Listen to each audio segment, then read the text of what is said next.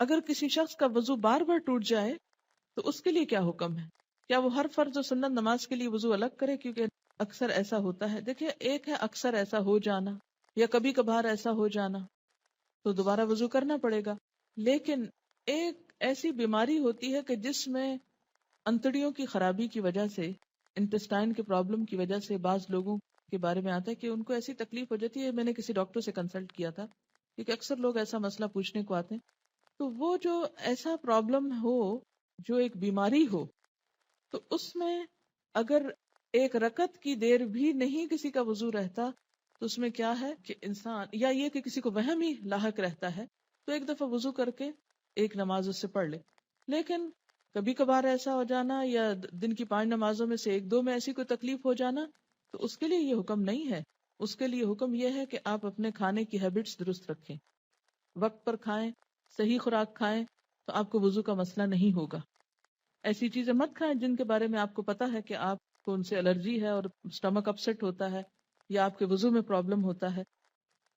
یہ ہر شخص اپنی عادت خود جانتا ہے، اور دین کی حفاظت، نمازوں کی، وضو کی، ان سب چیزوں کی ہماری ذمہ داری ہے. عباد بن تمیم اپنے چچا سے روایت کرتے ہیں، انہوں نے رسول اللہ صلی اللہ علیہ وسلم کے سامنے ایک ایسے شخص کا حال بیان کیا جسے یہ خیال ہو جاتا تھا کہ وہ دوران نماز میں کسی چیز کو محسوس کر رہا ہے، یعنی وہم ہو جاتا تھا کہ اس کے جسم سے کچھ نکل رہا ہے. آپ نے فرمایا وہ نماز سے اس وقت تک نہ مڑے یا نہ پھرے جب تک ہوا نکلنے کی آواز یا بو نہ پائے. یہ وہمی انسان کے لیے.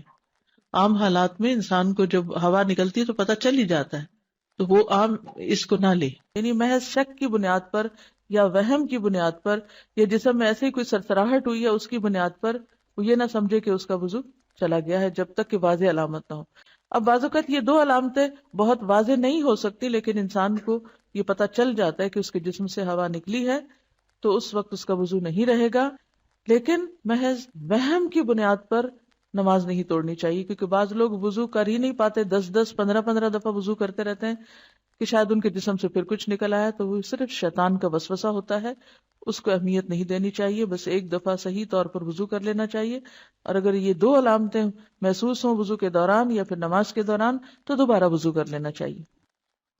سہل بن حنیف سے روایت ہے، انہوں نے کہا مجھے مزی کی وجہ سے بہت مشقت برداشت کرنی پڑتی تھی، کیونکہ میں اس کی وجہ سے بہت کثرت سے بار بار غسل کرتا تھا. ہر دفعہ جب کوئی ایموشنل ایسا فیلنگ آئی اور اس سے جسم سے کچھ پانی نکلا تو میں پھر نہانے لگ جاتا، پھر نہاتا، تو بڑی مشکل میں تھا. تو میں نے رسول اللہ صلی اللہ علیہ وسلم سے دریافت کیا تو آپ نے فرمایا تجھے اس سے وضو کافی ہے. میں نے کہا اللہ کے رسول جو میرے کپڑے کو لگ جائے میں اس کا کیا کروں؟ فرمایا تجھے پانی کا ایک چلو کافی ہے، جہاں تیرا خیال ہے کہ وہ تیرے کپڑے کو لگ گئی ہے وہاں چلو بھر کے چھڑک دو، بس.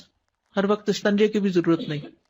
اس میں آپ دیکھیے کہ وضو ٹوٹنے میں ایک اہم اصول اگر آپ یاد رکھ لیں تو اس میں بہت سے مسئلے حل ہو جائیں. کیونکہ ابھی میں نے اس کا ذکر کیا تو آپ کہیں گے لکوریا میں کیا ہوتا ہے، تو کبھی کوئی اور بیماری کا نام لے آئیں گے، کبھی بواسیر کی بات کریں گے، کبھی کسی اور چیز کی بات کریں گے. تو ایک اہم اصول ہے کہ سبیلین سے جو کچھ بھی نکلتا ہے اس سے وضو ٹوٹ جاتا ہے. سبیلین 2 راستوں کو کہتے ہیں، یعنی جو یورین کا راستہ ہے یا پخانے کا راستہ ہے اس میں سے کچھ بھی نکلے، چاہے وہ خون نکلے، چاہے وہ پانی نکلے، چاہے وہ چپکتا ہوا پانی ہو، چاہے وہ لکوریا کہیں اس کو، کوئی بھی نام آپ اس کو دیں، یا ایون ہوا خارج ہو، تو اس سے وضو ٹوٹ جاتا ہے. یہ ایک اہم ترین اصول ہے. اگر آپ کو یہ یاد رہے تو پھر ہر ایک نئے نام کے ساتھ کچھ سوال کرنے کی ضرورت پیش نہیں آئے گی. تو کچھ بھی نکلے جو جسم پر محسوس ہو تو اس کو دھو کر، یا اگر دھونے کا موقع نہ ہو تو ٹشو سے صاف کر کے. میں اس لیے موقع کی بات کر رہی ہوں کہ عام طور پہ گھر میں تو سہولت ہوتی ہے، لیکن بعض اوقات آپ سفر میں ہیں، استنجے کا موقع نہیں ہوتا، تو ایسی صورت میں ایسی خواتین جن کو مسلسل ایسا ڈسچارج ہوتا ہے وہ پیڈ یا ٹشو استعمال کر کے وضو سے پہلے اس کو ہٹا دیں اور تازہ وضو کر لیں، چاہے ان کا ویسے وضو ہو بھی.